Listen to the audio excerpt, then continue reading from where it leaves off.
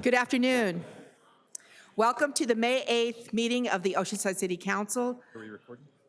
I'd like to go ahead and call this meeting to order and ask that our city clerk call the roll, please. Mayor Sanchez. Present. Deputy Mayor Kime. Councilmember Joyce. Councilmember Robinson. Councilmember Weiss. Thank you. Please rise for the invocation. Tonight we have David Dobbensbeck, who will be doing the invocation for us. Thank you. Thank you for the honor to be here today. Let's pray. Lord God Almighty, with humility, we come before you today with our prayers and requests at the outset of this public meeting of the Oceanside City Council. We praise you as our creator and the sustainer of life on this planet. You are the one who has granted us, citizens and leaders alike, with unalienable rights, freedoms of speech, religious expression, assembly, and others. Heavenly Father, we thank you for revealing your love and truth to humankind in your holy scriptures, the Old and New Testaments of the Bible. In your timeless, always relevant written word, we find wisdom and direction for us as individuals, families, businesses, churches, and government officials, which I pray for today. May your will be accomplished on earth, even as it is done in heaven. May these public servants on the City Council and related Oceanside staff, as well as each local resident who addresses them during this gathering, seek and follow your divine guidance as important matters of local civic affairs are deliberated. I pray that attitudes of honesty, fairness, and respect will be demonstrated. We ask you, O God, that long-term, proactive, real solutions to pressing issues will be found and implemented. Finally, Lord, we thank you for the opportunity we have as citizens of our constitutional republic to collectively discuss and address the challenges and opportunities of our day. May our city, state, and nation seek your good pleasure, since blessed are the people whose God is the Lord. I pray in the name of Jesus the Messiah. Amen. Amen. Thank you. And thank you, David. I wanted to thank you so much for organizing the second annual National Day of Prayer that took place on May 2nd at the Senior Center. Thank you very much. Much larger crowd. I know next year will be even larger. Thank you very much. Please remain standing and join me for the Pledge of Allegiance. Ready to begin. I pledge allegiance to the flag of the United States of America and to the republic for which it stands, one nation, under God, indivisible, with liberty and justice for all. Thank you. You may be seated.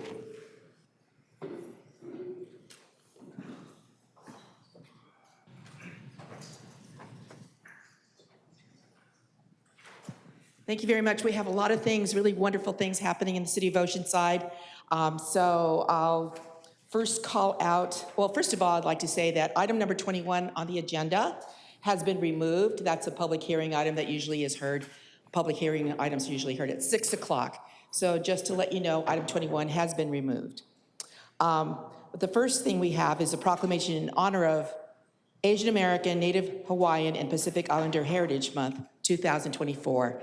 So we have Joe, who's here. To allow? Yes, thank you very much. Come on down. And we also have the Phil Am Cultural Organization here. Come on down. Yes, thank you very much.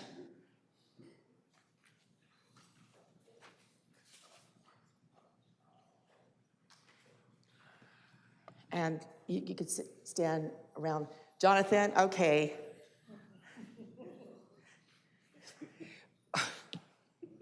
So we just had the FACO, which is Phil Am Cultural Organization, just had a Mother's Day event on Sunday. And Jonathan here gave us instructions. It was a murder mystery kind of a thing. And he said, if you ham it up, you'll get taken out of being considered as, you know, the person who did it. Huh? The suspect, yes. So he didn't quite say the truth. So here I am hamming it up. No. Yeah. I wasn't I didn't become the suspect, but very close to it. Wondering, do I have to ham it up even more? Anyway. All right, so we do have a proclamation. It's very, very important. It is National Heritage Month, whereas in 1978, a joint congressional resolution established Asian Pacific American Heritage Week with the first 10 days of May chosen to coincide with two important milestones in Asian Pacific American history. The arrival in the United States of the first Japanese immigrants on May 7th, 1843, and contributions of Chinese workers to the building of the Transcontinental Railroad completed May 10th, 1869. And whereas in 1991, Congress unanimously passed Public Law 102-42, signed by President George Bush, expanding the observance to month-long celebrations thereafter in 1992, permanently designating May of each year, now known as Asian American and Native Hawaiian Pacific Islander Heritage Month, honoring the many contributions, accomplishments, and heritage of approximately 25.6 million people of AANHPI heritage in the United States. And whereas AANHPI individuals and communities have endured a long history of injustice in our country, including the Page Act of 1875, the Chinese Exclusion Act of 1882, the incarceration of Japanese American citizens during World War II, the targeting of South Asian Americans, especially those who are Muslim, Hindu, or Sikh, after the national tragedy of 9/11, and most recently, the wave of hate and violence against AANHPI individuals and people based unjustifiably on the COVID-19 pandemic hysteria. And whereas in a different year of pain, in a difficult year of pain and fear, we reflect on the tradition of leadership, resilience, and courage shown by AANHPI people who helped build, lead, and unite our country throughout history, from laying railroad tracks, tilling fields, running businesses, being farmers, scientists, and professors, to caring for our loved ones by being doctors, nurses, and healthcare workers, including recently during the COVID-19 pandemic, serving at great risk and much personal and family sacrifice, as well as serving our nation in uniform and in many other professions and as volunteers. And whereas AANHPI people in Oceanside have a long history of service to our city and country, especially serving at our neighboring military installations at Camp Pendleton in San Diego, infusing our community with their many wonderful contributions and cultural activities that add to our city's rich diversity and economic success, so celebrating every year through our annual cultural celebrations such as Filipino American Cultural Celebration under the leadership of FACO and President Dory Harris, annual Samoan Cultural Celebration, and other civic and cultural activities and institutions. Now, therefore, be it resolved that I, Mayor Esther C. Sanchez, do hereby proclaim May 2024 as Asian American and Native Hawaiian Pacific Islander Heritage Month in the City of Oceanside, and ask all residents to join us in celebrating AANHPI history, achievements, leadership, contributions, and challenges with appropriate programs, ceremonies, and activities, demonstrating our love and support for our fellow Americans who have given and give so much to our city. Thank you. Thank you to. So, Joe, you are here to represent our Samoan community here in Oceanside that has long, long ties here in Oceanside. I'd like to go ahead and hand the mic to you first. Well, just thank you for this to the city, the mayor, and everyone else, the whole community.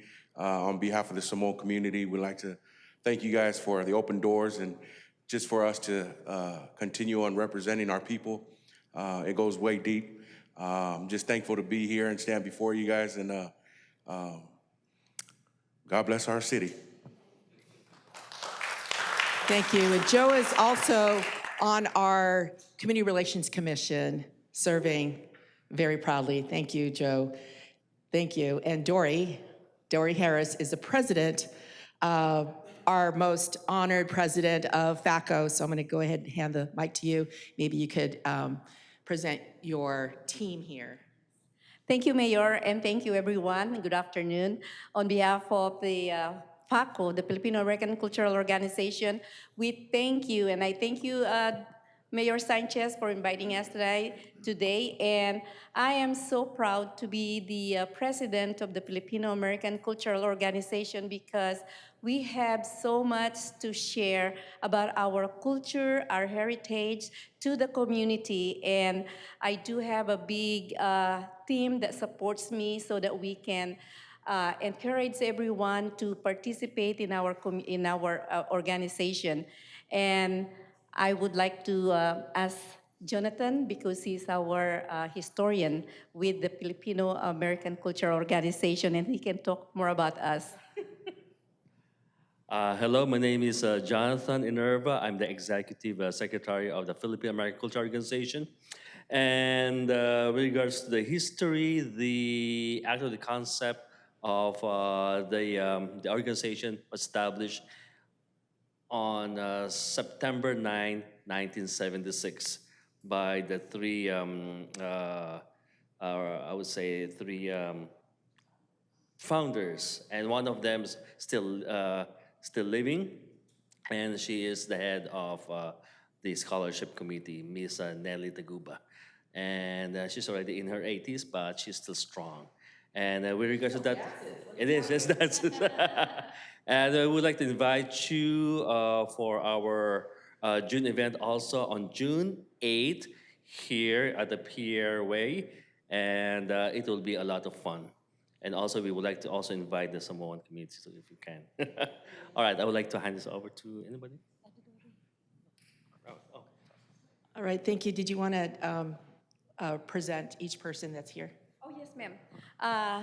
Yes, of course, on my left is my dance director, Andrew Pulmore. She's been with the organization for over 20 years.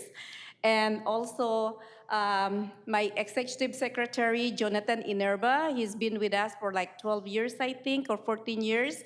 And Elsie Clavens is one of my new director, and he's been around in the community, but he finally decided to join FACO for the last 3 or 4 years. And of course, Imelda Actarap, she is one of my director also, and she's been with us since 2016. And of course, the last one, she's a little bit smaller than me. She is Tess Trusdell, and she is one of my Tagalog language program teacher. So we call her Teacher Tess, and she's also our media representative. So these are some of my team, and I'm very, very thankful. I'm very, very thankful with them. And of course, right out there is my corresponding secretary, Miss Genevieve Wander. And she's been with PACO for quite a while, longer than me. Thank you. Thank you very much. So basically we have cultural events coming up. First, we have the Philam Cultural Celebration, June 8th. And then the beginnings of July, we have the Samoan Cultural Celebration. Yes, so lots happening here in Oceanside. So thank you very much, and enjoy these celebrations coming up. And let's have a picture. Let's get her together. Yeah.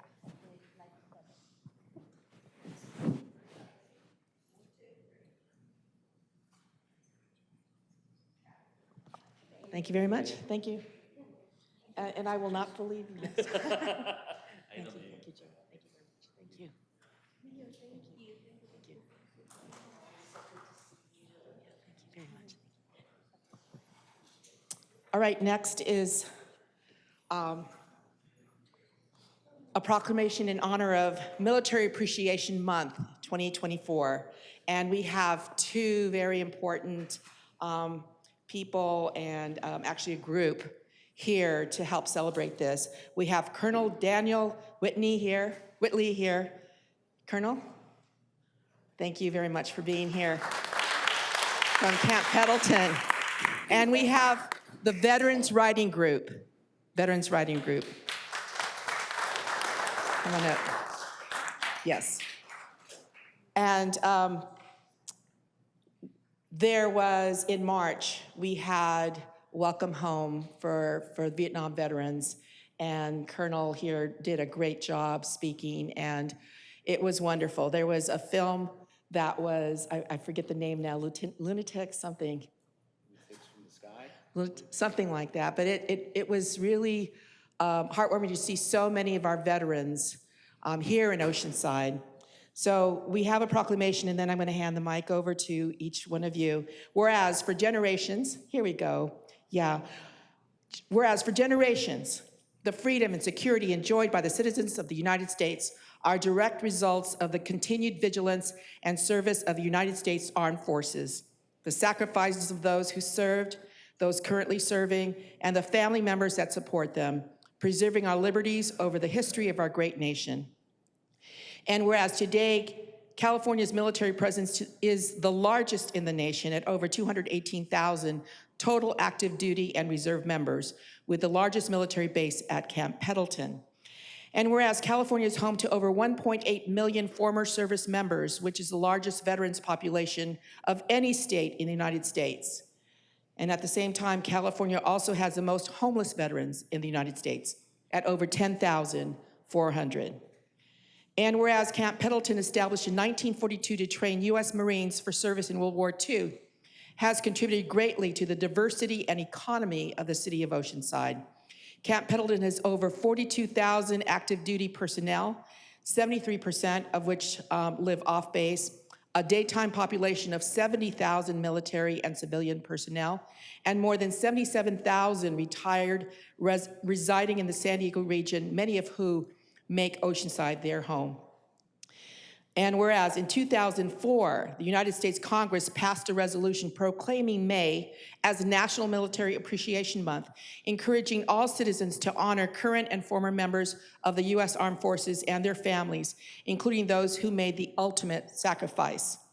And whereas the month of May was selected for this display of patriotism because during this month, we celebrate Victory in Europe Day, and that's the end of World War II on May 8th, 1945, today being anniversary, 79 years later.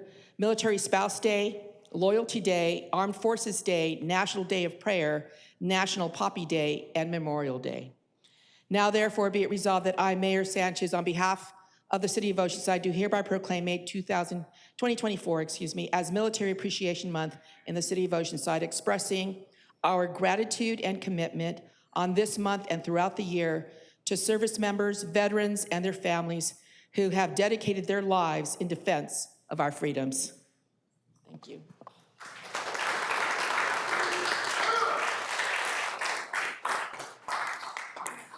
All right, so first, Mayor Sanchez, it's truly an honor to be here, to be able to receive this on behalf of all the Marine sailors and the families aboard Camp Pendleton.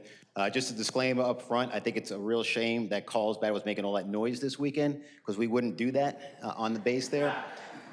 But what I will say is about 4 years ago, I started as the liaison from Camp Pendleton to the City of Oceanside. And it started as, hey, just go to a Chamber of Commerce meeting once a month, and that's all it really is. Well, many of you in this room know it's turned into much more than that. And I will say, over the last 4 years, it's been amazing and pretty remarkable watching the trajectory that this city is on and being able to get out and know all the people throughout the city here. And I'll tell you, it's probably one of the more rewarding things I've gotten a chance to do, especially when you see the amount of support that the city, its residents, its businesses, et cetera, provide to not only our active duty military, but our veteran population as well. The most rewarding aspect of that, though, is getting to know the people. And a lot of those people are in this room right here today. So on behalf of all the Marines, active duty families, and our veteran community, I want to thank you for the support you give us. And I just look forward to many more years of a longstanding positive relationship. So thank you.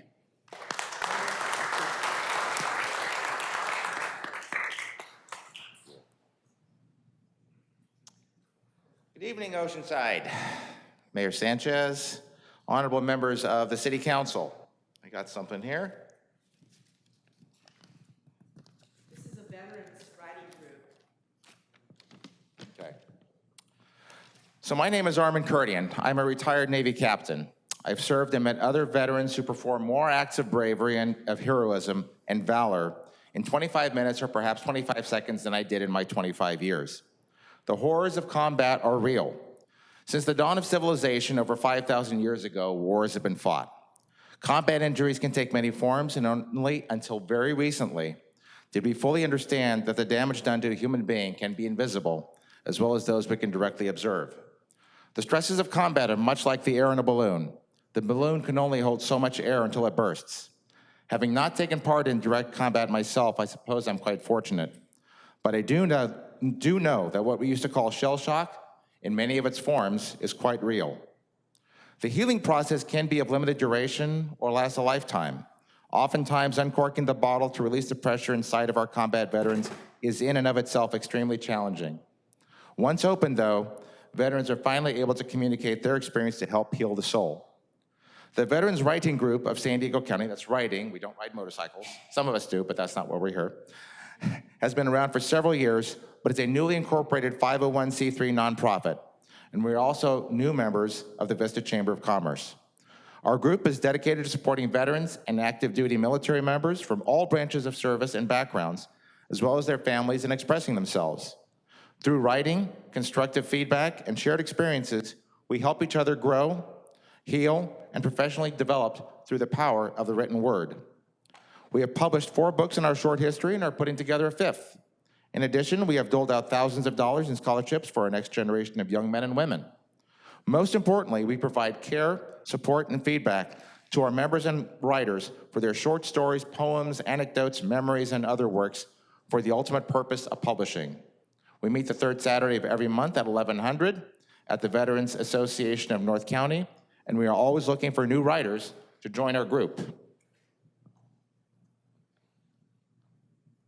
So now I'd like to introduce Luz Helena Thompson here to my right, who is a Marine Corps veteran and expressive arts educator. She is a published author and board member of the Veterans Writing Group of San Diego, and since 2019, Luz has served her community as an arts commissioner for the City of Oceanside. Luz? Thank you.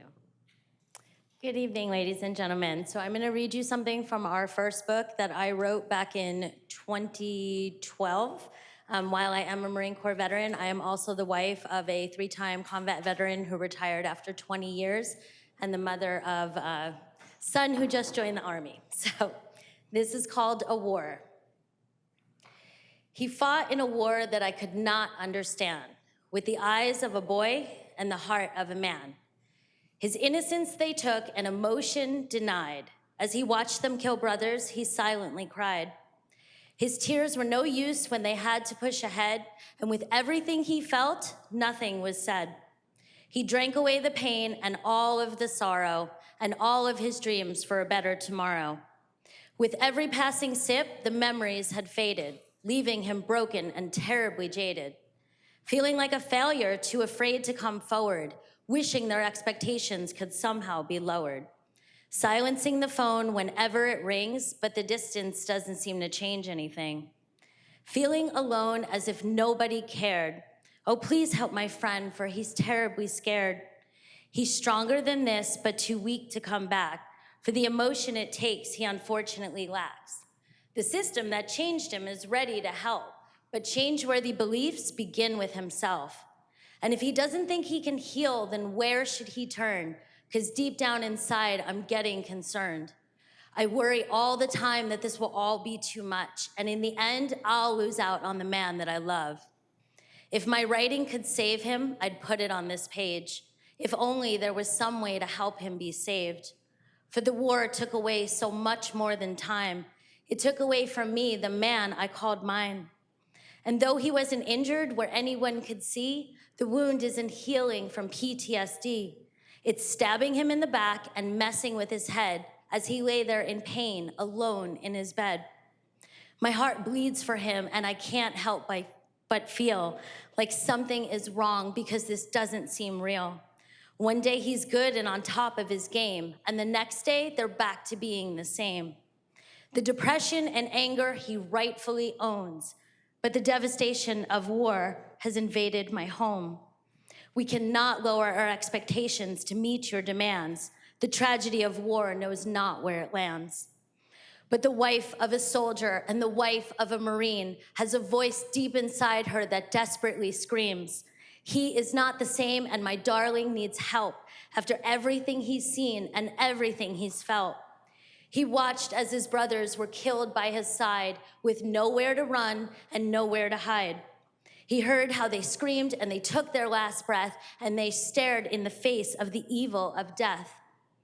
Those men gave their lives for their country and their friends, and they'd go back and do it all over again. Some returned home, but some became ghosts. But what kills me inside and hurts me the most is the idea that he fears admitting the truth. It changed him inside, and there was nothing he could do. Helpless he feels, just like in the war, wishing he could have done just a little bit more. Maybe things would be different, and maybe they wouldn't. Maybe I was meant to write this, but maybe I shouldn't. I've been keeping his secret now for a long stretch of time, protecting his emotions as if they were mine. Feeling the pain that I knew he once felt, playing the card from the hand he was dealt. Was the Joker really laughing with that smirk on his face, or was he having another one of those kind of days? I couldn't help but notice that my friend, he was crying, and inside my friend is silently trying to reach out for help, for someone to listen, for someone to show him all he's been missing, because he fought in a war that I'll never understand, with the heart of a boy and the eyes of a man. Thank you very much. Thank you very much, and thank you for joining us here for this really significant day of remembrance. Thank you, and we're going to have a picture if that's okay. Yeah.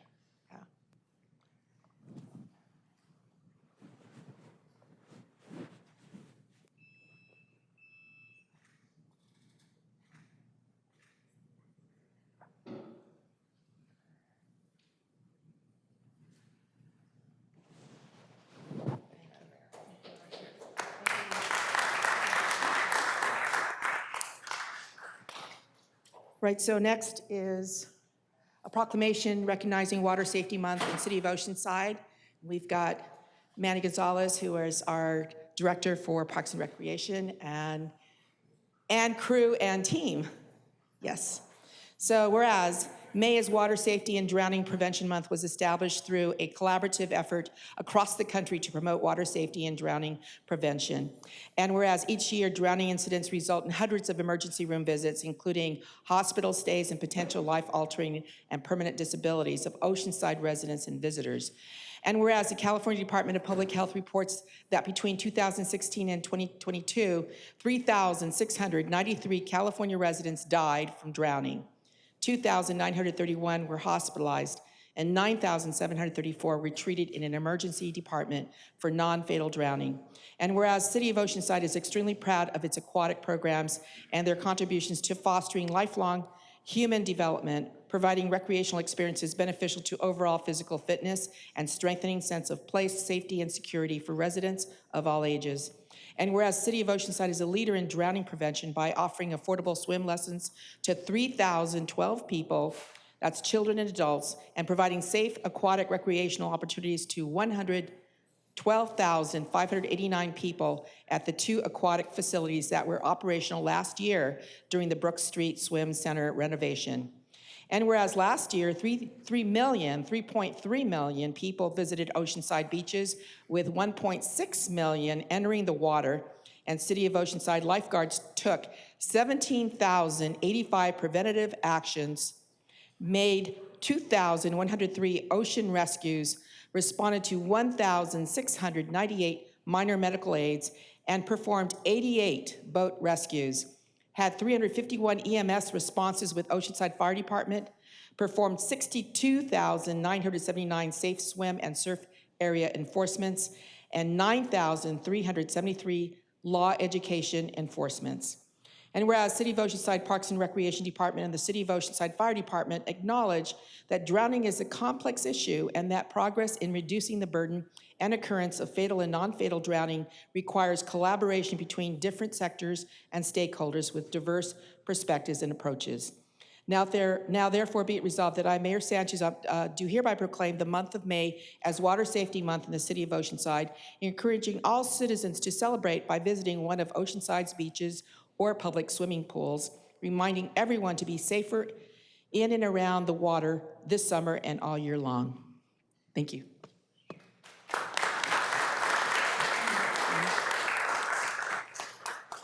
I just wanted to mention that drowning continues to be the second leading cause of unintentional injury death for children under the age of 14. And we know that the participation in swimming lessons reduces the risk of drowning by 88%.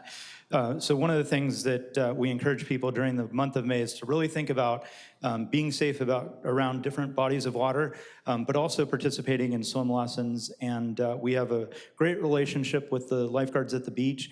And we think it's critically important that people learn how to swim in our facilities and then be able to enjoy our wonderful beaches when they go out to the ocean. So with that, I'll pass it on to our aquatics administrator, Amanda Roswell, to introduce our aquatic team. Hello, some of our team that's here tonight is Philip Pullen. He's one of our recreation supervisors. We have Mark Boston, also one of our recreation supervisors, and Lana Brayeski. She is our newest aquatic tech. Registration for our summer 2024 Learn to Swim program is going to be May 28th. If you have not been in our program before, please call or visit the website so that we can help you sign up in the correct class before registration begins. Registration for our summer surf camp has already started.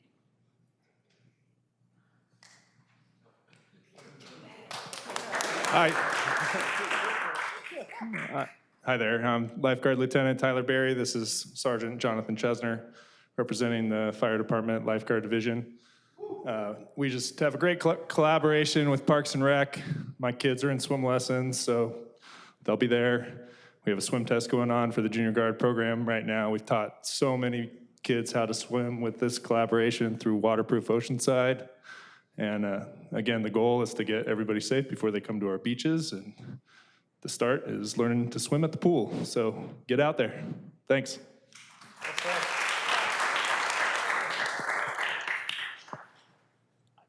Yep. Okay, well, thank you very much. This is great. The summer's just about to begin. Well, not that close, but yes. And so please, everybody be safe. We're going to go ahead and take a picture.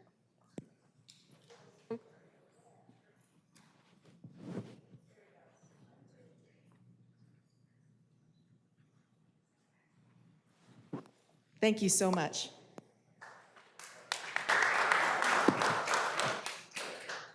And last but not least, we have Mayor's Business Spotlight, and today we have Regina Stone.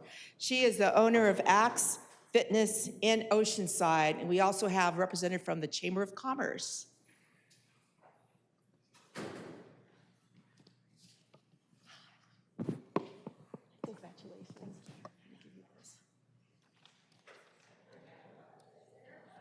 Hello, everybody. Thank you to the mayor for this opportunity to recognize one of our members, Regina, owner of Axe Fitness. Regina has an inspiring story of overcoming addiction. She is using her second chance to help people with physical and mental health at Axe Fitness. Regina is also involved in a brand new event taking place this Saturday, which is a sobriety event. I'm now going to allow some time for Regina to say a few words about herself and the Sobriety Fest. Thank you, Vanessa. Appreciate it. And thank you, Mayor, as well. So we are doing the Sublime Live Sobriety Festival this Saturday. So I've been helping Kevin with getting vendors together and putting together some cool, sober things for the community to do that doesn't obviously involve drugs or alcohol. So it's important to me because I was a person who struggled with addiction for at least 10 years. It flooded my family. And I grew up in a very dysfunctional family, so all I wanted to do when I did get sober, and a part of my journey was getting into health and fitness and exercising and seeing how much it transformed my life. And so I wanted to get that to other people. So when Kevin asked me to be a part of this event, I definitely wanted to jump on it because I think it's so important, and it's a great part of your life, physically, mentally, spiritually. So I'm really honored today to have the recognition. Thank you so much, and I hope that we can just continue helping the community and do it through health and fitness. Thank you very much. I'm going to go ahead and have you stand in the middle. Oh, stand in the middle. Yes, of course.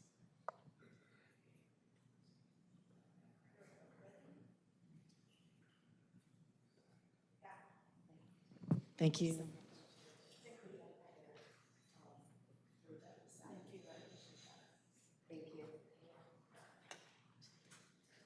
Thank you.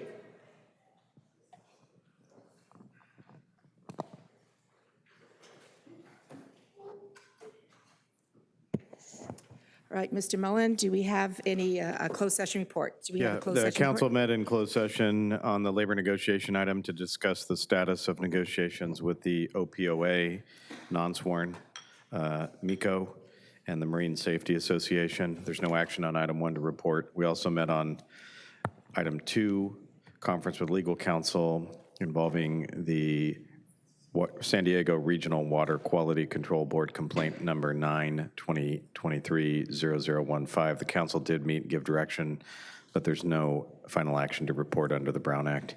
Finally, we met on item 3 in the real estate negotiation item involving the City of Oceanside and OS Pier LLC. The property is 1 Pierview Way. Under negotiations are price and terms for the lease of the property. And again, there's no action to report on item 3 at this time.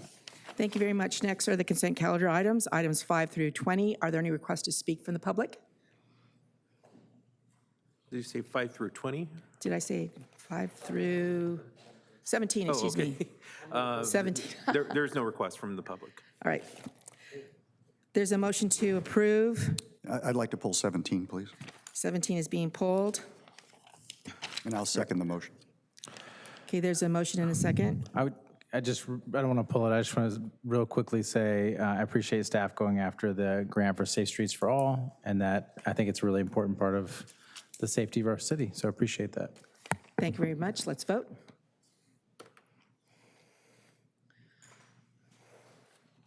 Motion approved, 5-0. Thank you. Item number 17 is adoption of the following resolutions for each of the city's 11 landscape maintenance districts. So I have a question. LMDs, initiating the proceedings for renewal of the districts, directing the city engineer to prepare a report regarding the improvements and the proposed assessments for fiscal year 2024-2025. Second, approving the engineer's report as prepared or modified for same period. And third, declaring an intent to levy and collect assessments for the same period and setting a public hearing for June 26, 2024 at 6 p.m. in the City Council chambers regarding the proposed assessments. Councilmember Weiss?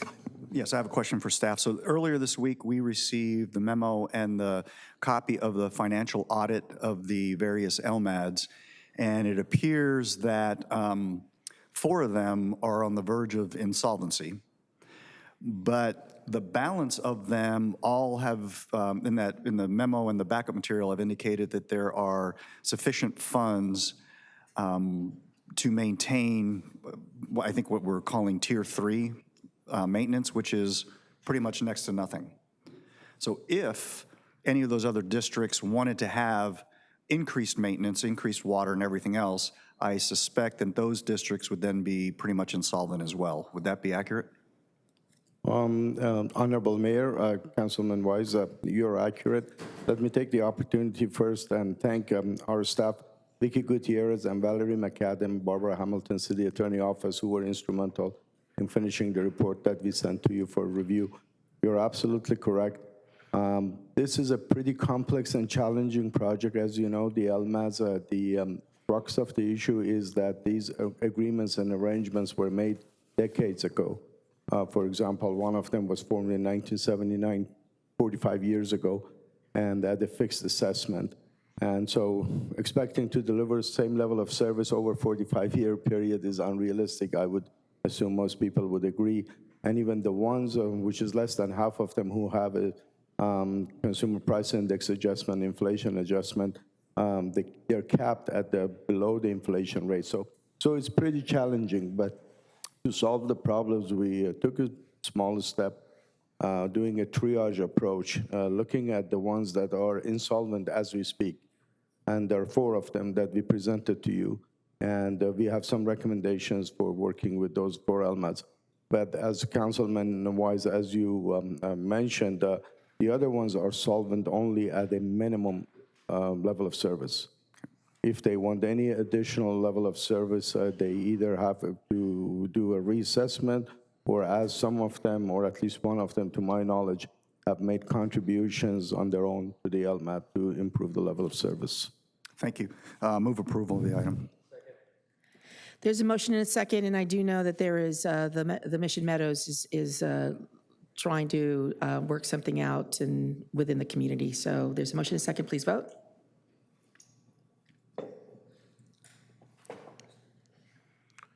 Motion approved, 5-0. Thank you. Item number 18 is adoption of a revised resolution to certify and approve the hiring of Lynn Seablum as a temporary retired annuitant, retroactively effective March 4th, 2024, in an amount not to exceed $20,757 for fiscal year 2023 to 2024, to ensure transfer of critical duties and information to her replacement in the fire department. Report by Rob O'Brien, our deputy city manager, sorry. Thank you for the Just promotion, elevated you. Mayor. I appreciate that. I just elevated him. Yeah. Good evening, Honorable Mayor, Deputy Mayor, members of the City Council. Robert O'Brien, Deputy City Manager.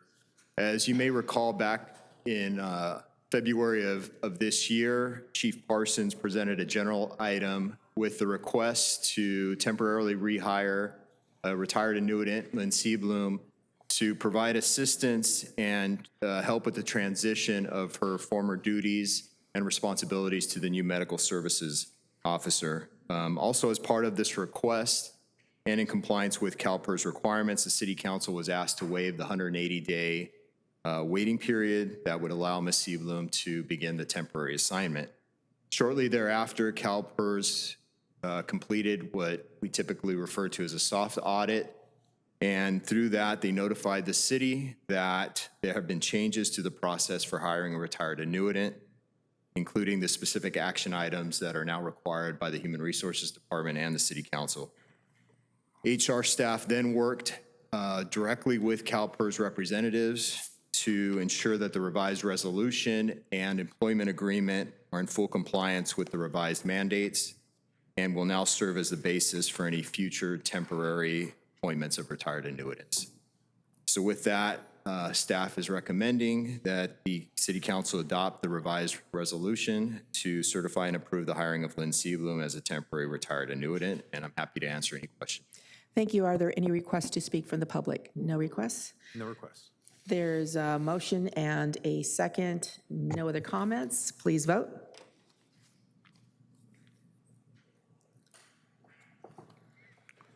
Motion approved, 5-0. Thank you. Item number 19 is approval of the fiscal year 2024-2025 annual action plan of the Consolidated Plan for Housing and Community Development for submission to the U.S. Department of Housing and Urban Development.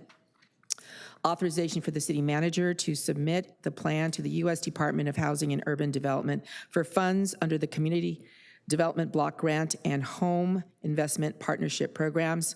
Authorization for the city manager to sign and execute required forms and documents for the grant funds, and authorization for the Housing and Neighborhood Services Director to sign agreements with subrecipients. We have a report by Cecilia Barandiraran, Management Analyst. Good Ms. evening, Mayor Sanchez, council members. I'm here tonight to request approval of the 2024-25 action plan, including authorizing the city manager to sign all required documents and authorize the Housing and Neighborhood Services Director to sign agreements with subrecipients. We are entering into the final year of our 5-year consolidated plan. Primary use for HUD funding is decent housing for residents, suitable living environments, and expanded economic opportunities for all. The primary objective of the CDBG program is the development of viable urban communities through decent housing, again, suitable living environment, and working with low and moderate income persons. Additional federal requirements include the nature of the activity, meeting a national objective, organizational capacity, and adequate administrative and financial processes and systems. HUD's funding allocations were published yesterday. CDBG funding was reduced by $14,801. This reduction forced additional reductions to public service projects and administration budget to be in compliance with the federal caps for those categories. Under our administration planning, we have funds that cover all city costs associated with the management and administration of our CDBG program, including regulatory compliance, contract administration, subrecipient monitoring, fiscal management, and preparation of all the required documents. The admin and planning category also includes housing program development activities to promote fair housing. We are capped by the federal mandate at 20%, and so that component was reduced by $2,960. Under public services, another mandated cap at 15%, that was reduced by $2,220. All public services were reduced accordingly. Under the capital improvement projects and community development, there are no caps in place. So after the public services and administration activities are funded, remaining funds were used for eligible capital improvement projects, public facility improvements, and other housing community development activities such as the Section 8 loan repayment, public facilities, and housing programs. We funded the cut with our unfunded contingency, which will backfill the shortfall created by the 1.14% cut of our CDBG allocation.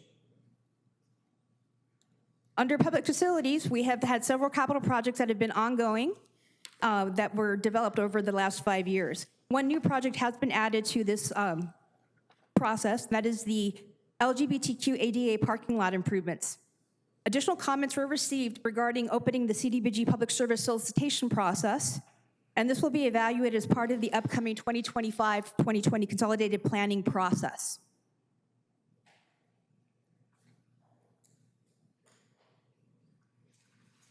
Our home program received, or the home program nationwide received a 17% reduction in funding at the national level. Oceanside's allocation was reduced from $646,749 to $512,501. Home programming income consists of repaid and or unexpended funds from prior years. Our home program admin is also capped at 10%, and we are required to set aside 15% for community housing development organizations. There is a small allocation to continue to support the tenant-based rental assistance program. Once again, I am here tonight to request approval of this 24-25 action plan, including authorization from the city manager to sign all required documents and authorize the Housing and Neighborhood Services Director to sign all agreements. This concludes staff's presentation, and I'm available for questions. Thank you. Thank you very much. Are there any requests to speak from the public? Yes, there is. We have one from Jimmy Knott. Mr. Knott?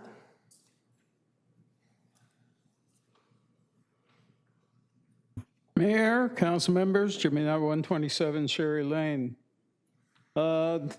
Being that we are having some impact of the reduction within the funds, the question arises, what are those impacts, those human impacts?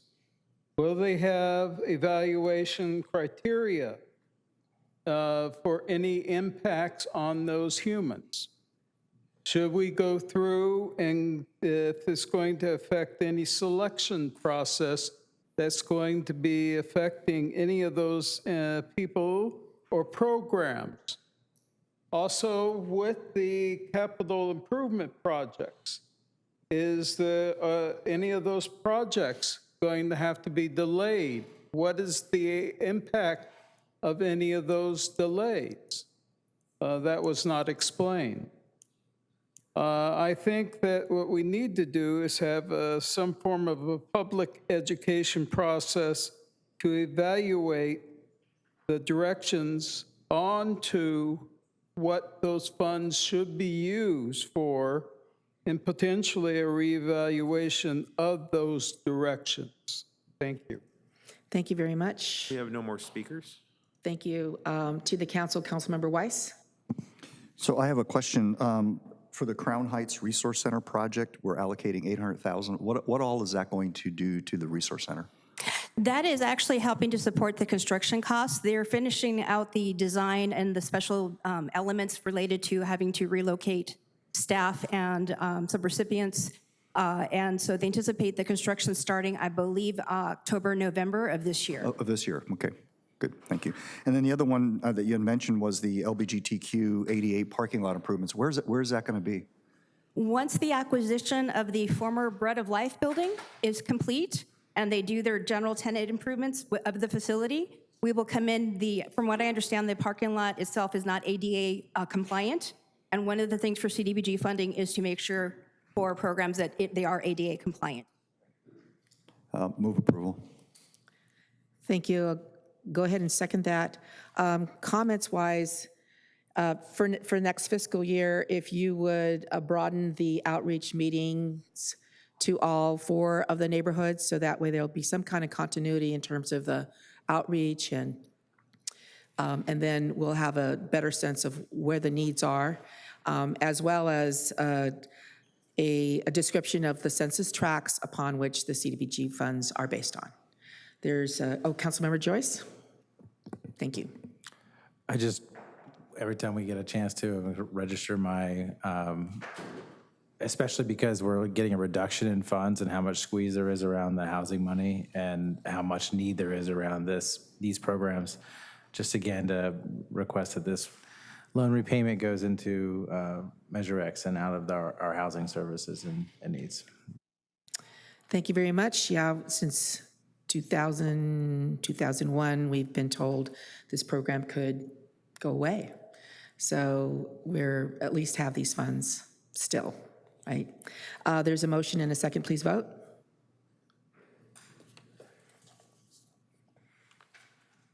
Motion approved, 5-0. Thank you. Thank you. Item number 20 is approval of a one-year joint use agreement with the Oceanside Unified School District effective June 1st, 2024 through May 31st, 2025 for the joint use of park and recreation and school facilities, and authorization for the city manager to execute the agreement. And we've got a report by Manuel Gonzalez, Parks and Recreation Director. Good evening, Honorable Mayor, Deputy Mayor, and City Council members. My name is Manuel Gonzalez.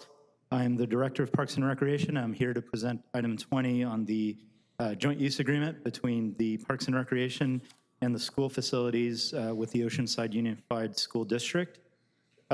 Staff recommends that the City Council approve a one-year joint use agreement with the Oceanside Unified School District effective June 1st of 2024 through May 31st of 2025 for the joint use of park and recreation and school facilities, and authorize the city manager to execute the agreement. The latest agreement with the Oceanside School District was in effect from November 16th of 2016 to August 31st, 2021, and we have continued to operate under the relationship of these terms on a month-to-month basis.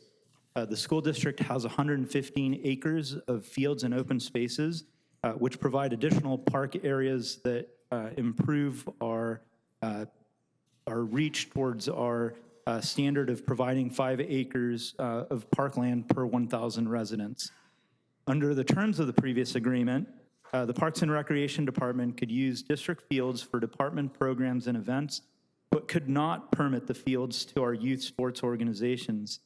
And these third-party groups had to reserve and pay for fields directly from the district, whose rates are cost prohibitive for many of the youth sports groups. And during the 5-year agreement, the Parks and Recreation Department did not use district fields because their availability did not match our needs, and a lot of times the field conditions were not consistent with our needs as well. Annually, the district uses city aquatic facilities for approximately 725 hours and parks and recreation facilities for approximately 145 hours.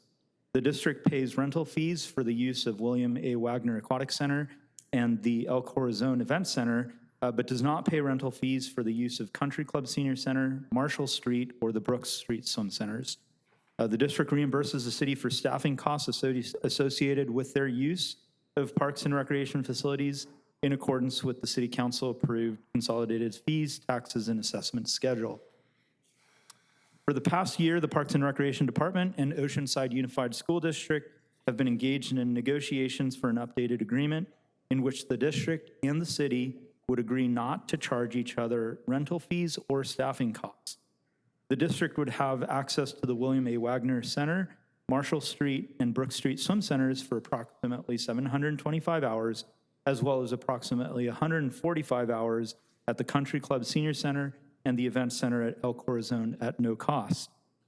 The Parks and Recreation Department would have access to the stadiums and gyms at Oceanside and El Camino High School for city programs and events, as well as Martin Luther King Jr. Middle School. Most importantly, the department will be able to issue permits at 5 district sites, and use of these fields will be based on the city's fee schedule, making them more accessible to our local sports organizations. The 5 sites that will be available for use by third-party organizations are Jefferson Middle School, Martin Luther King Jr. Middle School, Lincoln Middle School, Surfside Educational Academy, and South Oceanside Elementary School. And they will be available from 30 minutes after dismissal until sunset during the week, and from 7 a.m. until sunset on weekends and holidays. In an effort to improve the condition of the fields at these 5 locations, the city will provide $25,000 in materials and supplies for field renovation, including seed, fertilizer, and soil to be used by the district. The department anticipates that the improved condition of the fields and the ability to pay city fees will be an incentive for local sports organizations to host practices and games on district fields, thereby alleviating some of the demand for our city field. In an effort to support broad youth participation in sports, the city does not charge any fees for use of fields by many of our local youth nonprofit sports organizations. These groups cannot afford to rent district facilities at their current rates, so this agreement would create the possibility of expanding sports throughout Oceanside. The department will also be able to expand our department youth and adult sports programs by utilizing the high school stadiums and their gym. The city and the district have agreed not to charge each other facility rental fees or reimburse staffing costs. The city will spend $25,000 in material and supplies from the American Rescue Plan Act, and as Table 1 reflects, there is $866,000 remaining in the account. The city will also forego $65,000 in lost revenue from facility fees and staff reimbursements. As Table 2 indicates, the revenue reduction in aquatic accounts will be offset by revenue increases in recreation programs, so there is no net impact to the general fund. The Parks and Recreation Department will have access to the 2 high school stadiums for up to 850 hours, the 3 gyms for up to 550 hours, and will be able to permit the 5 district sites for up to 485 hours. The district estimates that they will be waiving $365,000 in fees and up to $122,000 in staffing if their facilities are used at all the available time. In conclusion, staff recommends that the City Council approve a 1-year joint use agreement with the Oceanside Unified School District effective June 1st, 2024 through May 31st, 2025 for the joint use of park and recreation and school facilities, and authorize the city manager to execute the agreement. And I'm happy to answer any question. Thank you very much. Do we have any requests to speak from the public? No request to speak from the public. Okay, to the council. Councilmember Joyce? Thank you, Director Gonzalez. I just want to say that this was something that was going on when I was on the school board years ago, trying to get this agreement done, a new agreement done for the betterment of the total community. I think that this current MOU that's brought back to us is a really big deal for the organized sports teams of our city, and therefore the kids that are able to enjoy those, and the adults too, that can benefit from those open spaces that we desperately need. I would like to see the future agreements, and I would prefer if we didn't even wait the full year, to include guaranteed access to school sites that have open spaces around the city, especially those that are devoid of open park spaces. So we have elementary schools that aren't included in this agreement per se, that I think we should work closely with the school district to figure out how we can get those open so that people can come and play for free. Because it's great that we have rec teams that have more access, but we have a whole city full of people that, you know, that should also have places they can go without having to pay and just do a pickup football game or soccer or whatever it is, or just sit and be in a free space that's, green. So I'm excited and I appreciate the work. I know this was hard to get to, and I'll support it, but I think we've got to keep pushing because there's a lot of work to do here. Yeah, I can second that. So that was a motion to approve the agreement? Yes, okay. And I will definitely second that.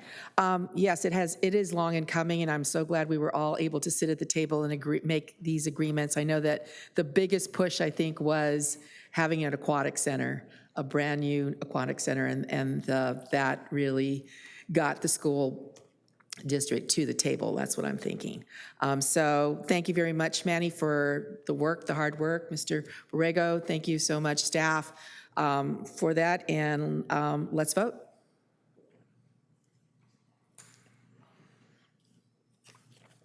Motion approved, 5-0. Thank you. I'm going to go ahead and skip over to the adoption of ordinances since we have 3 of them.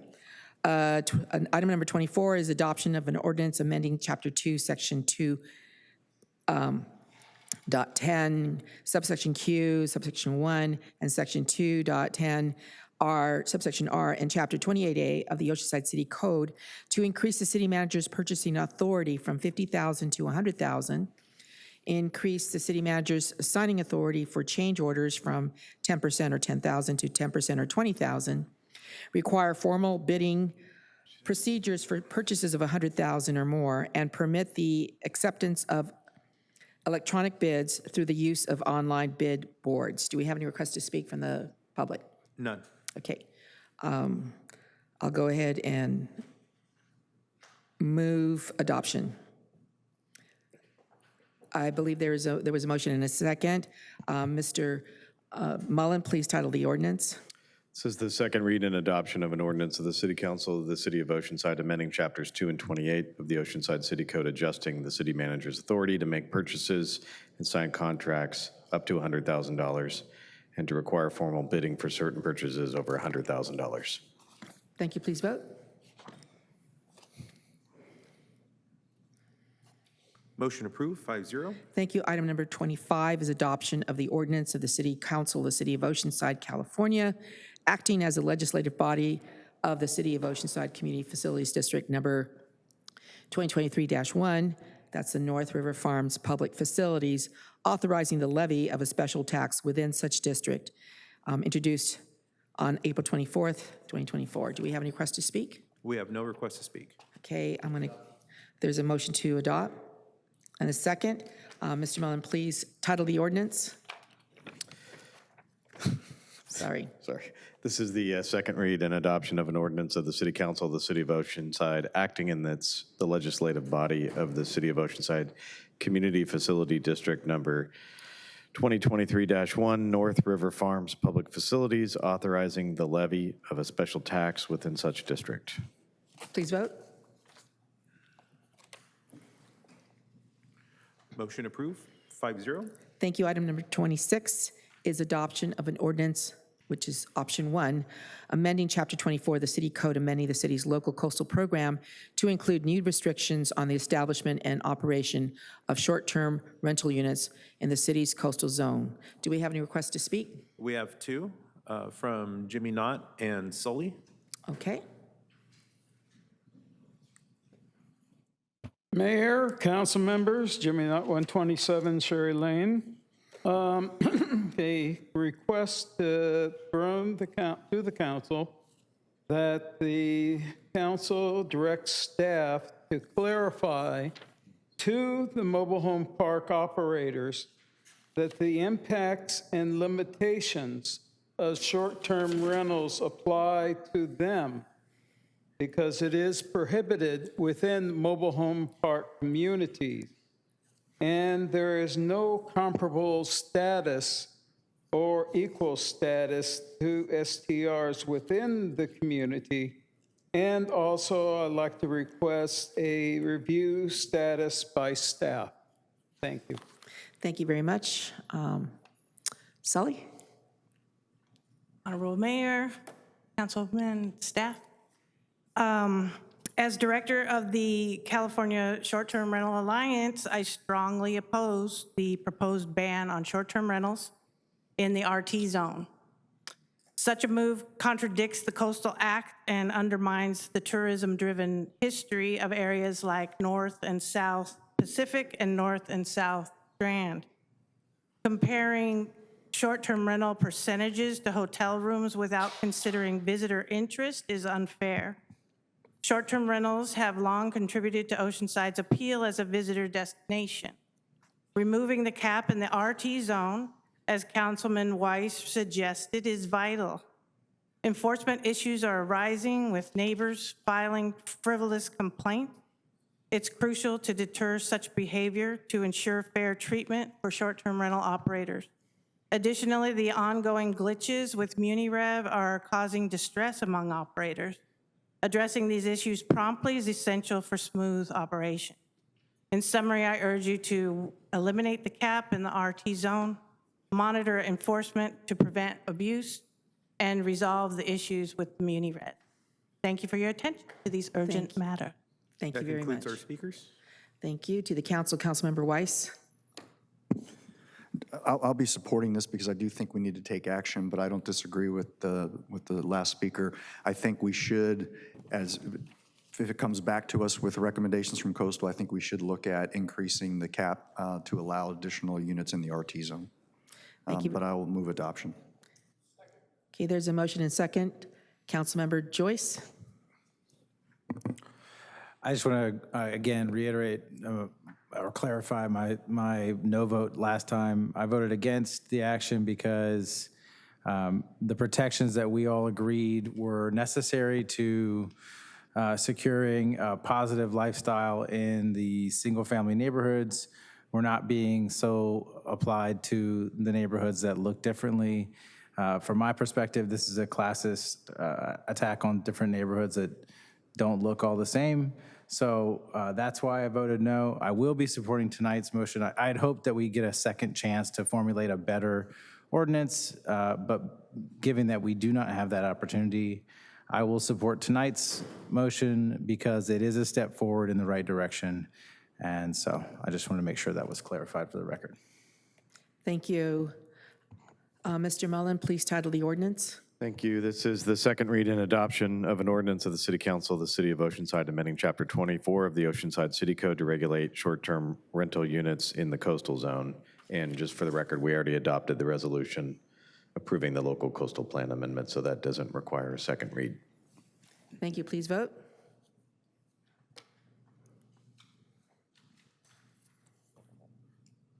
Motion approved, 5-0.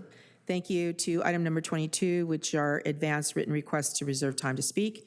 We will begin with item A, which is Patrick Hartley, Mr. Hartley, followed by Richard Newton.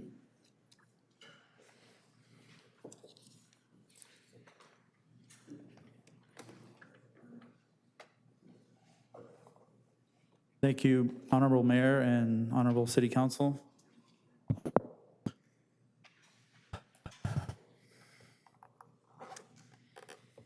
It's funny.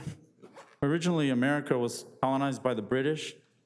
No Native Americans. They didn't have the numbers to resist, so they became occupied. Eventually, the new Americans, they became fed up with not having equal rights, representation, so they resisted the occupiers. Can anyone tell me the difference here between Palestine, the Palestinian conflict?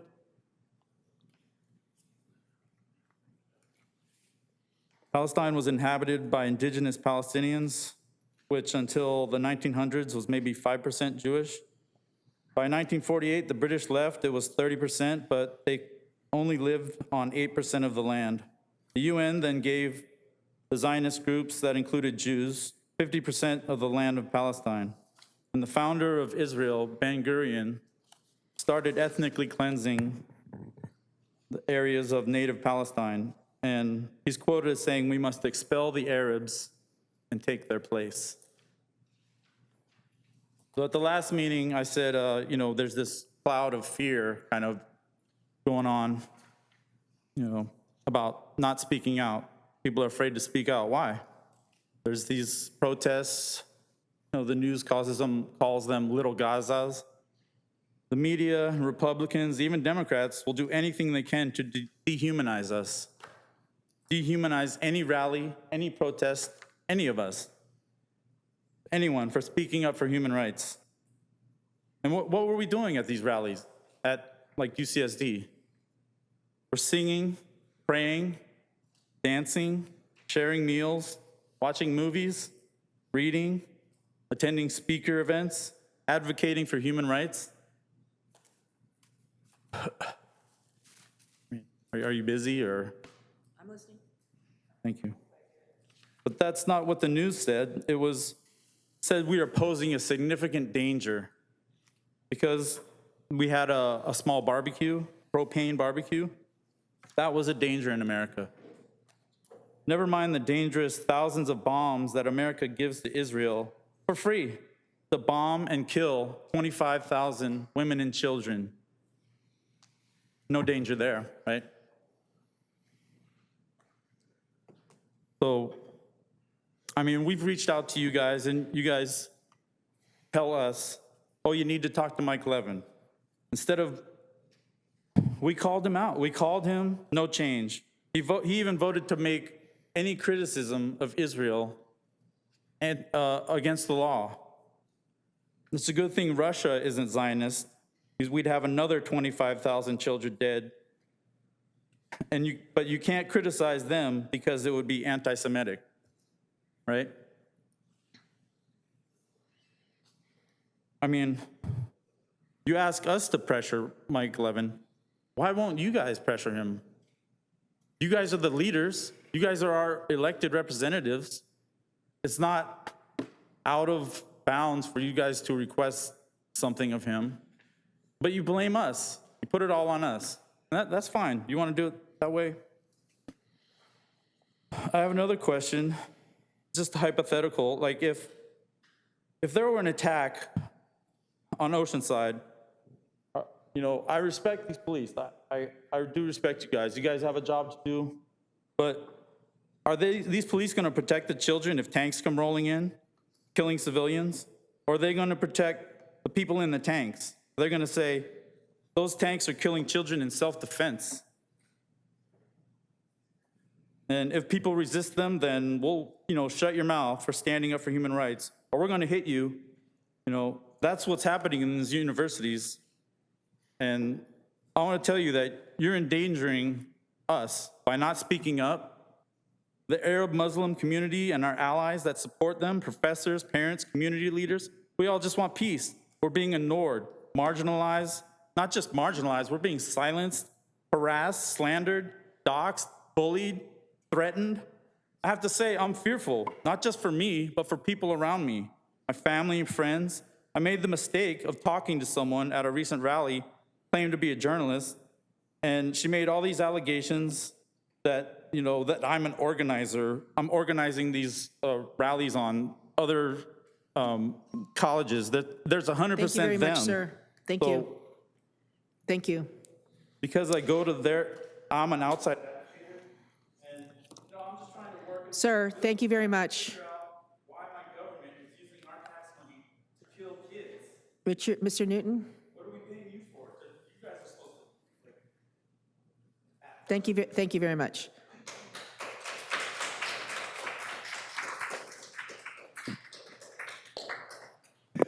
Mayor Sanchez, members of the council, and the public. I would like to begin by emphasizing the importance of free speech. It is the only way to ensure that all viewpoints are heard, and that allows the best ideas to rise to the top. More generally, it is also a good thing that people speak out when there is something wrong in the world. Attempting to mitigate tragic events makes the world a better place. But there also is the matter of relevance in items brought to these city council meetings.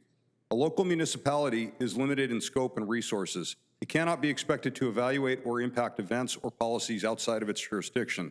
This is especially true with regard to international affairs. Our federal government has treaties and alliances that are complex in their dynamics and often multifaceted in their effects, utilizing information and intelligence gathering that is only known to the federal government. Local municipalities simply do not have this sort of competence or reach. Any attempt to propel our municipal council into international affairs is folly. It is simply not equipped for the task and lacks jurisdiction. Simply put, international affairs are not the purview of a municipal council. We are all Americans, and we should be loyal to America. We should honor and respect our international alliances. We are not in a position to competently judge otherwise. Western nations, and America in particular as the leader of the Western world, has enemies, specifically globalists and Marxists who wish to weaken and subdue Western societies. These groups are well-funded and have spent significant sums to infiltrate and subvert the West and America by open borders, welfare states, lax enforcement of criminal laws, and attacks on traditional values. We are seeing this pattern in Western nations everywhere. Weakening alliances would also hurt the West. There are many tragedies in the world, such as the Russian invasion of Ukraine or the reports of organ harvesting of Uyghurs by the Chinese Communist Party. Both are examples of malicious actions by non-Western nations who are America's geopolitical rivals. The fact that there is only silence from Western so-called humanitarian activists should be telling to their motives, at least to those leading these efforts at the top. Yet the only outcry is for those in Gaza. I find it odd that so much energy and resources are spent by protesters about Gaza who claim humanitarianism as their motive, but hear only crickets about every other tragedy in the world. The anti-Israeli protests across America are clearly not organic, but organized and well-funded. Deep pockets are clearly funding these protests across the country. If successful, these protests will drive a wedge between Western alliances. To be clear, I am an American citizen loyal only to America. I have no allegiance to Israel or Palestine, but support U.S. alliances in good faith. Never underestimate the power of propaganda. At a recent council meeting, a young protester all but disavowed our great nation. I suspect that many of these young American protesters are unknowing pawns in a strategy to harm America and the West by weakening alliances. It would be so sad if that were the case, because these young protesters have been manipulated into attacking their own country and sacrificing their birthright as American citizens. The persistence of these protesters is interesting, especially the focus on municipalities that have absolutely zero influence on Israel or U.S. global alliances. They have made repeated demands to this council.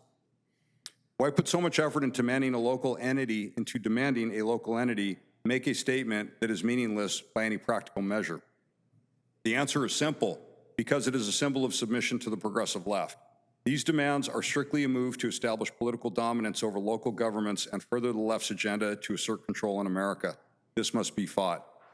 I'd like to close by pointing out that if international events can be deemed acceptably relevant by adding a request for a resolution from this council, then that opens the door for this council to advance requests to speak for any issue in the world, as long as simply it is requesting a resolution is added to that.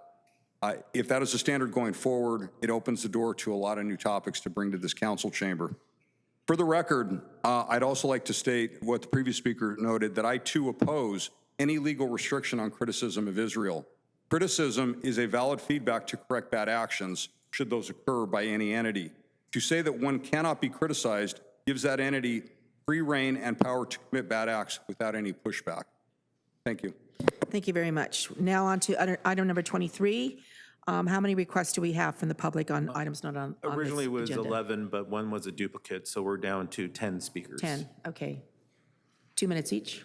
Okay.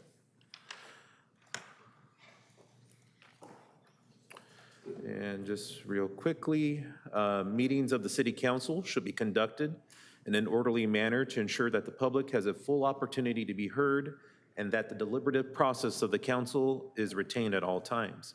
The City of Oceanside has a code in place to ensure decorum in our meetings. Section 2.1.30 of this code details enforcement of the decorum policy to help restore order. We ask the public to be respectful and allow for all speakers to be heard. There are 2 lecterns. Please make your way to the next available lectern as your name is called. And our first speaker is Acacia O. Did I pronounce that correctly? Thank you. To be followed by Jimmy Knott, to be followed by Macy. I'm here to speak about Rafah. Rafah, the last safe zone in the Gaza Strip, is currently being bombed. This is after people were forced out of their homes, starved, and shot at. This is after people were pulled from the rubble, shell-shocked, or in pieces. This is after Hamas accepted a 3-part ceasefire resolution. My sources are CNN and NBC News. There is a famous quote that reads, "First they came for the communists, and I did not speak out, because I was not a communist. Then they came for the socialists, and I did not speak out, because I was not a socialist. Then they came for the trade unionists, and I did not speak out, because I was not a trade unionist. Then they came for the Jews, and I did not speak out, because I was not a Jew. Then they came for me, and there was no one left to speak out for me." It is by Pastor Martin Niemöller, a Holocaust survivor. That poem is advice. Those that seek to murder come indiscriminately. bearing names and words of dehumanization. We are fighting human animals and we act accordingly. That's a direct quote from Israeli Defense Minister Yoav Gallant.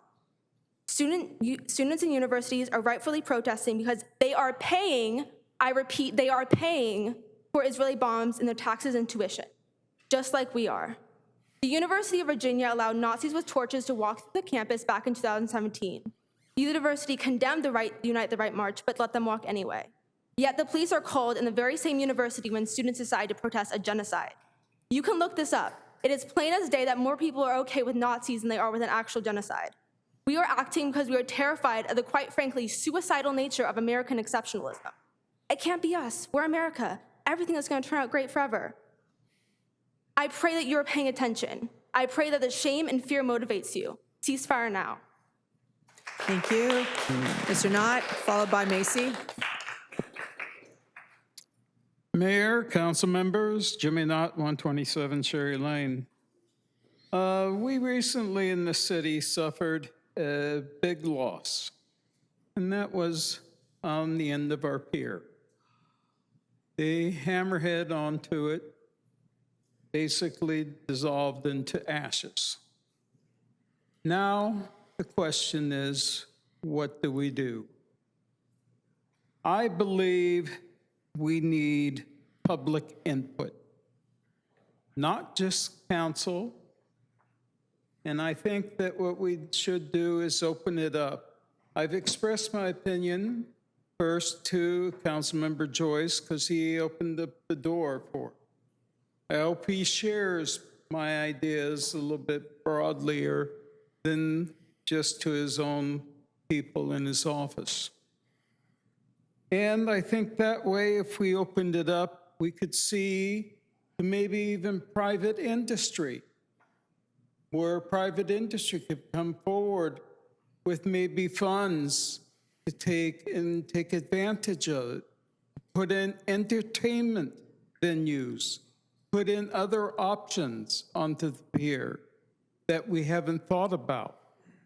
Maybe we could take different ways of looking at it. There's not just one way of just going through and rebuilding the same old, same old. We can become forward-looking in this city. We need to become forward-looking in this city. I would encourage this council to take bold steps instead of being complacent. Thank you. Thank you very much. Macy, followed by Eric.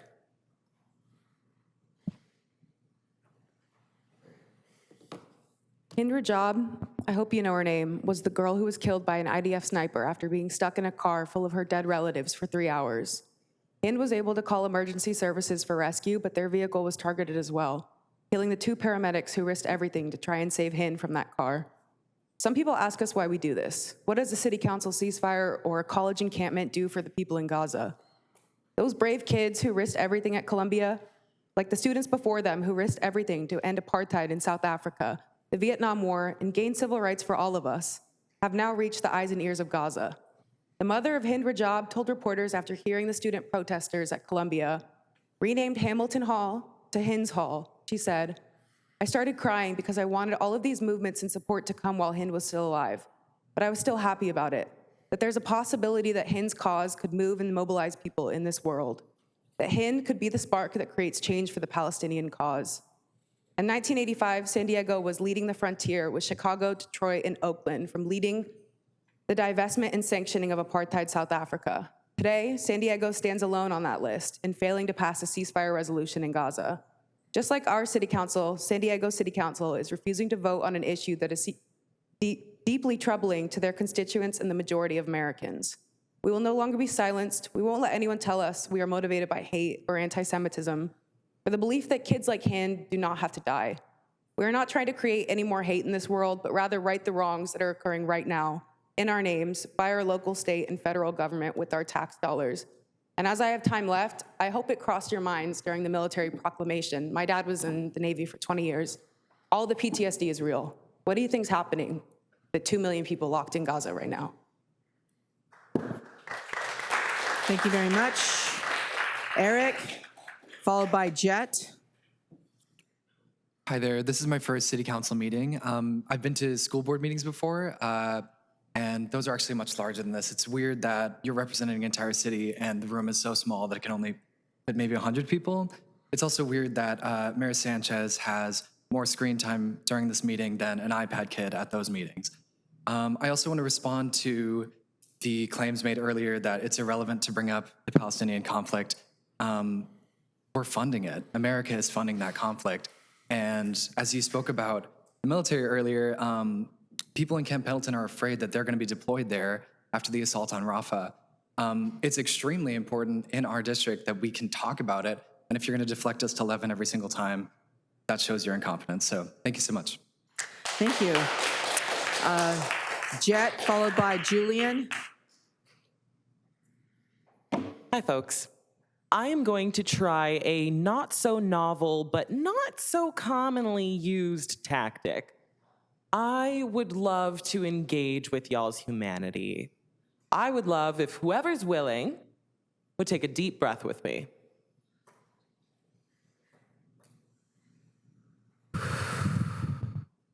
I know that these city council meetings can be boring as fuck. I know that you have heard all of this stuff before. I know that you've already made your decisions on it.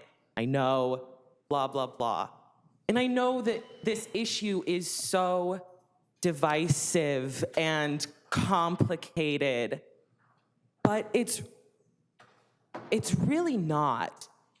It's really just a thinly veiled struggle between differing parties on how to be a good human, how to win at being human. How do we win at being human? Answer it in your head and think about it. How do you succeed at the human game? Is it through power? Is it through domination?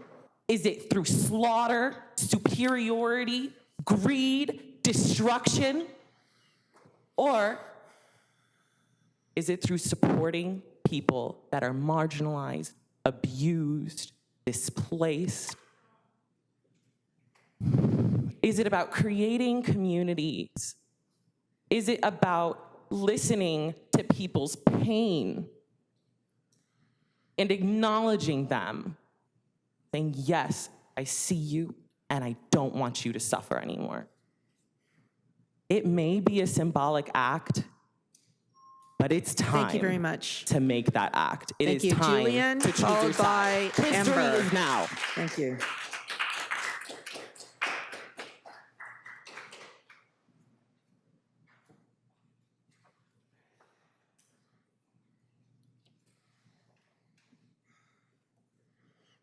Good afternoon, esteemed members of the council.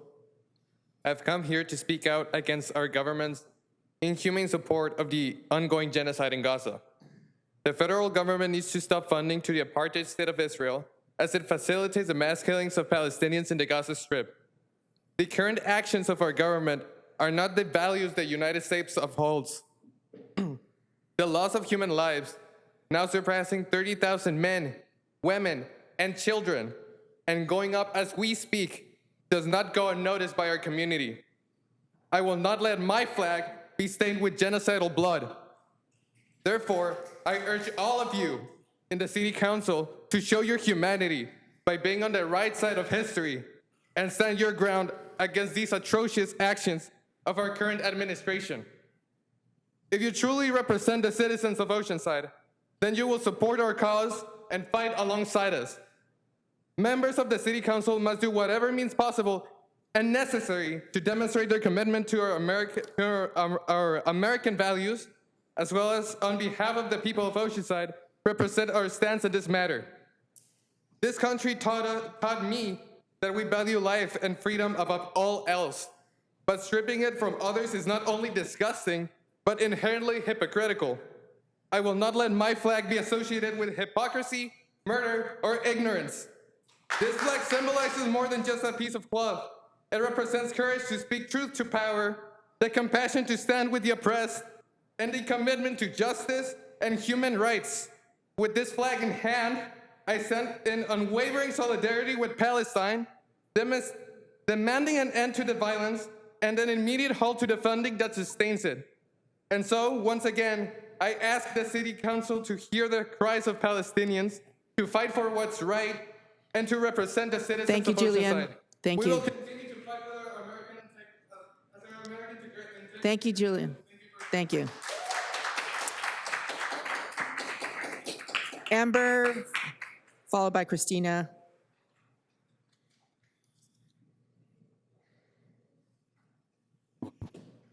Hello, I am here today to once again ask you to add a permanent, immediate ceasefire to the Oceanside City Council.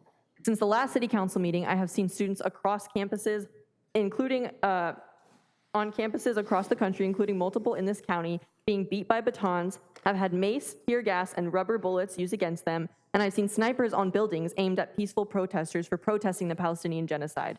It is nothing compared to what people in Gaza experience every day. And after each horrible interaction with the militarized cops our universities send to harm us, we continue because we see it working. We see protesting tactics that outmaneuver the police for 6 hours. We see the immense power we have collectively to fight for Palestine, and we see history repeating itself. On May 4th was the 54th anniversary of the Kent State Massacre, where at Columbia University, 4 students were killed after protesting against the Vietnam War. But we see what taking to the streets and protesting does, and it's working, we know it is. We will only get stronger, we will only have more people that show up to these. We won't be done until Palestine is free and there is an end to the occupation. Add a ceasefire to the Oceanside City Council agenda, listen to the people you're supposed to serve, and show us some respect. Thank you. Next is Christina, followed by Nadia.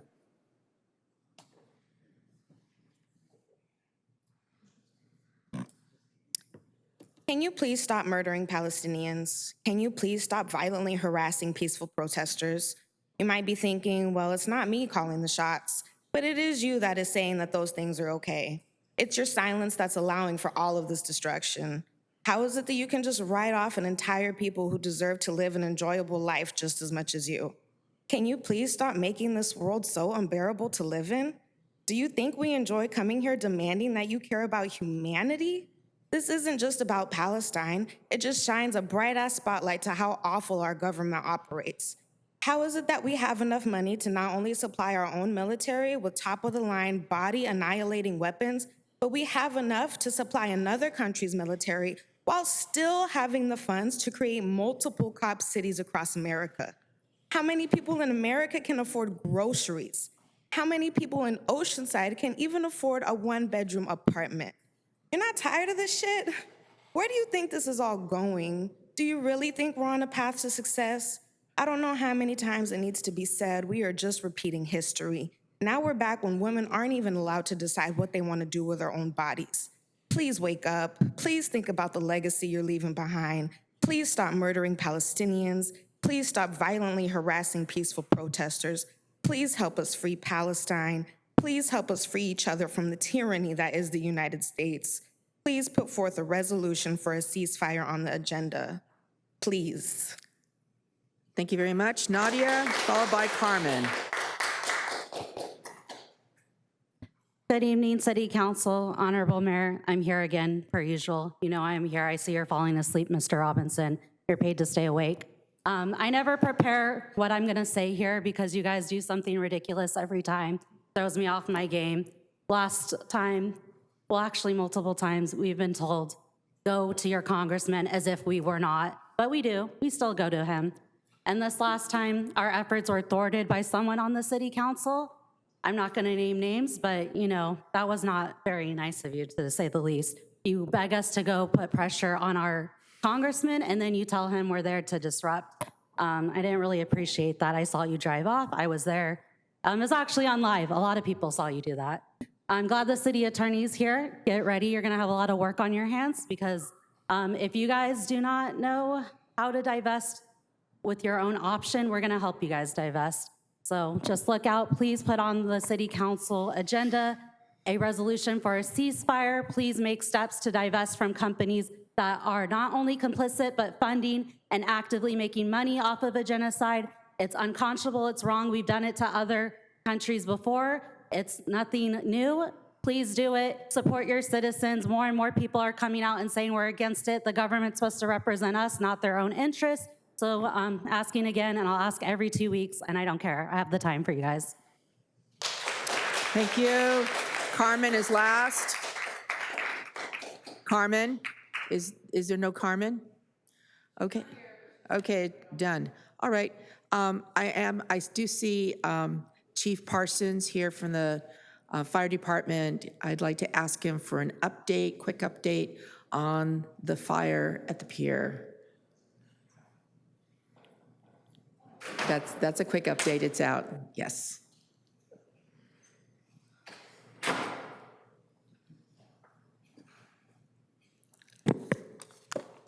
Good evening, Honorable Mayor and members of the council. Yeah, I have an update on the pier. So good news that on Friday, looks like we'll be opening to the public. We have a meeting tomorrow to discuss the particulars of that, but we do have safety fencing up in multiple locations to ensure the safety of the public.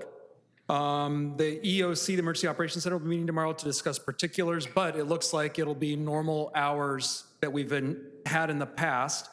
And again, it'll be approximately 80% of the pier will be open at the hours that you've seen previously. So essentially dusk, dawn until dusk. We've submitted our information to county and then eventually state Office of Emergency Services for initial damage estimates to hopefully get some reimbursement to the city to help rebuild our beautiful pier. I'm available for any questions if you have any. Thank you, Chief. Thank you to your entire department. Firefighters, paramedics, EMTs, lifeguards, police officers, and of course, all the mutual aid agencies and to the private companies that responded, Mason Construction and SDG&E. And so happy that not one person was hurt. But thank you very much. You're welcome. Any questions from the, okay. Thank you very much. Thank you. Next, or last, is general council member comments. Do we have any general council member comments? Councilmember Robinson? Is your mic on? How about that? Better?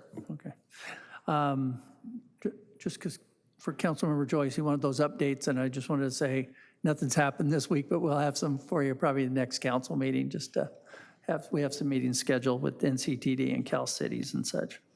Mayor, and you spoke today at one of the, talking about the proclamations, all the events today that, you know, were kind of represented, all the big events, and you missed a really important one, though. Today happens to be my wife's birthday, so I just wanted to say happy birthday, how could I Cheryl. have forgotten that? Blasphemy. Okay. Thanks. Okay, happy birthday to her. Thank you very much. All right, so I'm going to go ahead and adjourn this meeting to Wednesday, May 22nd, 3:30 p.m. Thank you very much.